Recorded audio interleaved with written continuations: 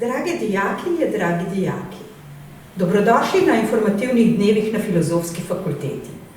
Smo največja slovenska izobraževalna institucija z področja humanistike in družboslovja z več kot 100-letno tradicijo.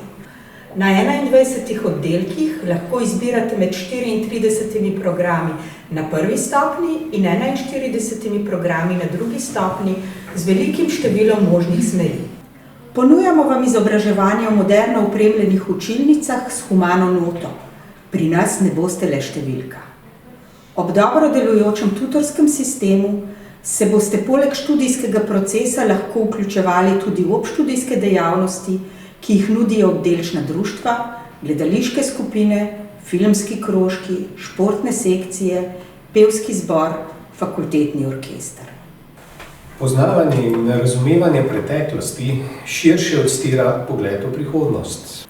To vam na naši fakulteti ponujajo historične discipline, kot sta na primer zgodovina in arheologija, lahko pa se odločite za odkrivanje preteklosti tudi prek študija starih jezikov, ki so od začetkov oblikovali jezikovno in kulturno podobo Evrope, bližnjega in srednjega vzhoda, latinščine, grščine, stare indiščine, hetičščine in drugih. Poleg tega pa se lahko odločite tudi za katero od drugih humanističnih in družboslovnih strok, ki vam omogočijo globlji pogled v človekovo mišljenje in delovanje, kot so psihologija, filozofija, sociologija in kulturna antropologija, ali pa se z izbiro geografije usmerite v spoznavanje sveta v vseh njegovih segmentih. Bi radi bedeli nad jezikovno podobo gledaliških ali opernih predstav?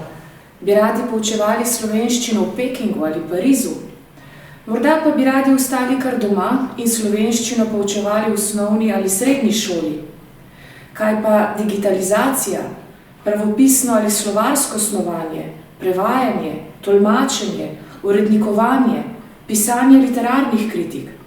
Bi se radi sprehajali po svetu literature? Pri nas lahko študirate celo vrsto jezikov, od nemščine, angleščine, francoščine, italijanščine, španščine, ruščine, pa tudi na primer češčino, slovaščino, južnoslovanske jezike, azijske jezike, kitajščino, japonščino, korejščino. Od letošnjega leta pa lahko pri nas študirate tudi portugalščino.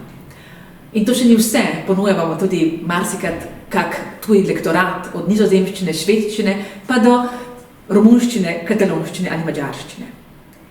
S študijem tujih jezikov spoznavamo druge kulture, pa drugačne načine življenja, govorjenja, mišljenja.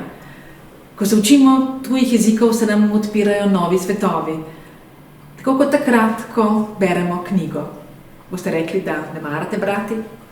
Potem pa morda še niste našli prave knjige.